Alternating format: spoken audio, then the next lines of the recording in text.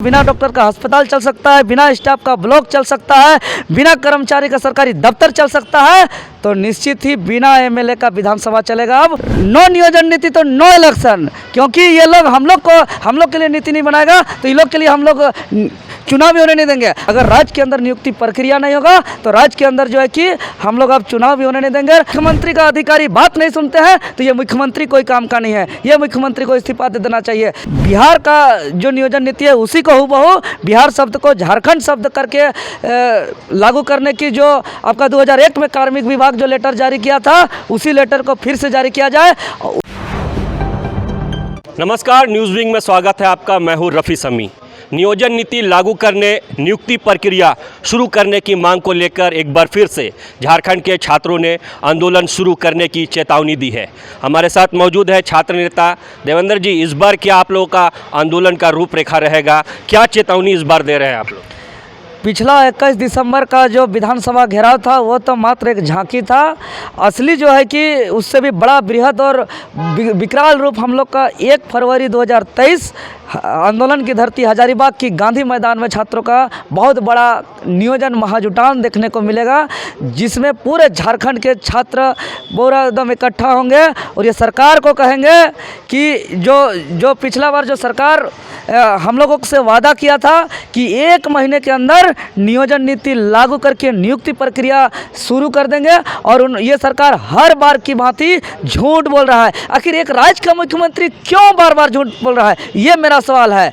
या तो ये मुख्यमंत्री झूठ बोलते हैं या तो इसके अधिकारी बात नहीं सुनते हैं। अगर एक मुख्यमंत्री झूठ बोलता है तो कोई छोटा मामला नहीं है, बहुत बड़ा मामला है। और अगर ये इस मुख्यमंत्री का अधिकारी बात नहीं सुनते हैं तो ये मुख्यमंत्री कोई काम का नहीं है, ये मुख्यमंत्री को इस्तीफा दे देना चाहिए।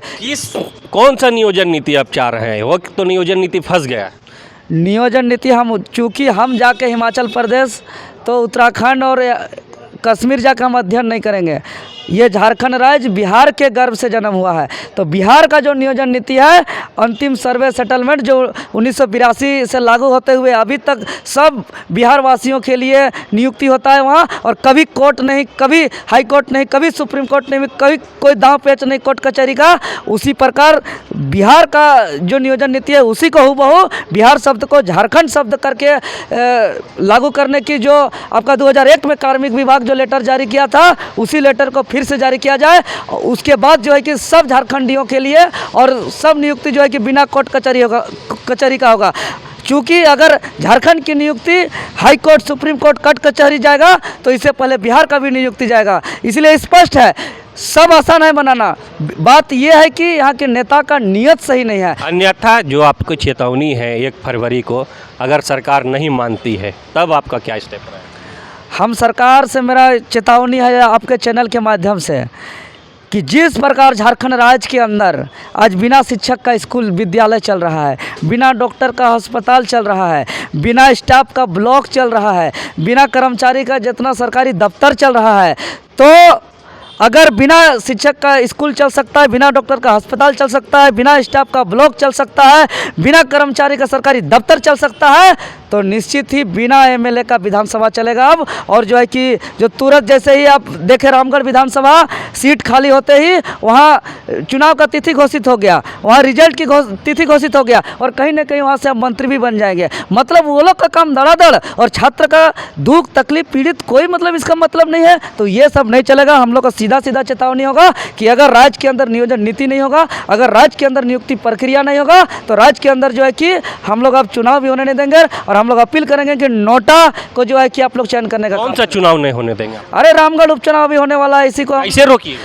छात्र झारखंड के आंदोलनकारी हम लोग को याद है कि उस समय हमारे आंदोलनकारियों ने नारा दिया था, ऐसे झारखंड राज्य नहीं बना है कि नो झारखंड तो नो इलेक्शन। तो हम लोग अब कहेंगे कि नो नियोजन नीति तो नो इलेक्शन, क्योंकि ये लोग हम लोग के लिए नीति नहीं बनाएगा तो ये लोग के लिए हम लोग चुनाव भी होने नहीं देंगे। हम लोग अपील करेंगे घर जा। तो आप लोग का छात्र संघ भी कह रहे थे कि वहाँ पर अपने कैंडिडेट देंगे, 1000 कैंडिडेट देंगे, अभी आप कह रहे हैं कि चुनाव नहीं होने देंगे। अरे हम लोग बैठ के बात करेंगे। हम लोग हम लोग बोले ना कि सब यहाँ ब्लड इसका जो सब सिस्टम है को हम लोग तहस नहस कर देंगे।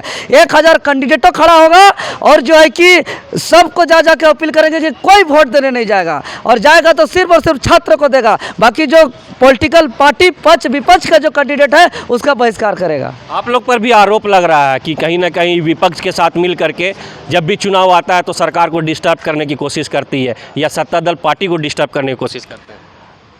एक बात आराम से समझिए चीज़ों को। सरकार जब 21 फरवरी को हम लोगों को वादा किया था कि 1 महीने के अंदर नियोजन नीति लागू कर देंगे, हम लोग उबलता हुआ खून को धैर्यपूर्वक शांत कर दिया और पूरा शांतिपूर्ण तरीके से हम लोग विश्वास और उम्मीद के साथ इंतज़ार किया। लेकिन 1.5 महीना बीत गया और हम लोग का जो नियोजन नीति को लेकर के एक कोई ठोस कदम नहीं बढ़ाया गया। इसीलिए आज न चाहते हुए भी जो छात्र का भविष्य को देखते हुए, अपना दुख तकलीफ पीड़ा को देखते हुए हम लोग ने सड़क पर उतरने का फिर से निर्णय लिया और ये उतरना मजबूरी है और उतरना हमारा बाध्यता है और हम लोग उतरेंगे। क्या कहेंगे, 1 फरवरी से आप लोग उलगुलान भरने की पहल कर रहे हैं? देखिए, हम हजारीबाग से चल करके आए हैं। मेरा नाम महेंद्र प्रसाद हुआ।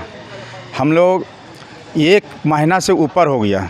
सरकार ने बोली थी कि 1 महीना के अंदर अंदर जो भी है नियोजन नीति बन जाएगा। हजारीबाग के जितने भी छात्र हैं, जितने भी युवा हैं, सबको हम लोग आपस में बैठ कर के मिल कर के बात किए। उन लोगों ने हम लोगों को भेजे कि जाइए आप लोग रांची। अब आए हुए हैं, अनुज भी आए हुए हैं।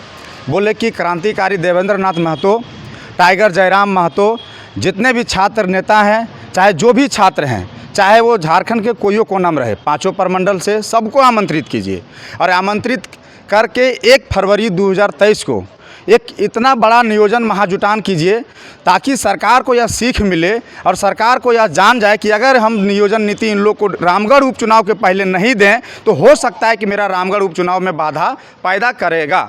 चाहे वो नोटा के माध्यम से करे, चाहे वो कैंडिडेट के माध्यम से करे, चाहे वहाँ पर सूली पर चढ़ना पड़े, फांसी पर चढ़ना पड़े, लड़के मरेगा, रोज मरेगा एगो, तब तो बंद करेगा उपचुनाव। अरे पहले आप नियुक्ति दीजिए ना। 1 महीना हो गया, 1.5 महीना होने चला, आप नियुक्ति नियोजन नीति नहीं बना पा रहे हैं तो आप नियुक्ति कहाँ से दीजिएगा? अच्छा, विश्वास कैसे करें? हर हाल में उपचुनाव से पहले दे में उपचुनाव के पहले आप नियोजन नीति को बनाइए, नहीं तो कुछ भी हो सकता है। और ये कुछ भी हो सकता है, इसका ऐतिहासिक निर्णय होगा। हो सकता है कि ये हजारीबाग से ही घोषणा हो जाए। क्या होगा? तो सुना आपने, ये थे छात्र जो पूरी तरह से रोष है, आक्रोश भरा हुआ है और साफ कहना है कि नियोजन नीति, नियुक्ति प्रक्रिया रामगढ़ उपचुनाव से पहले सरकार दे, अन्यथा रामगढ़ उपचुनाव होने नहीं दिया जाएगा।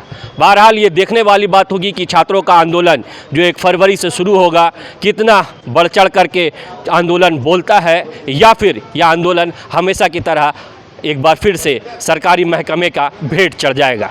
सहयोगी चंदन के साथ रफ़ी समी, न्यूज़ विंग, रांची। इस नए साल में भी हमारा साथ होगा, दिलों में वही विश्वास होगा, है हमारा वादा, अब बनाए इंडिया को मजबूत ज्यादा। Wish you all a very happy new year.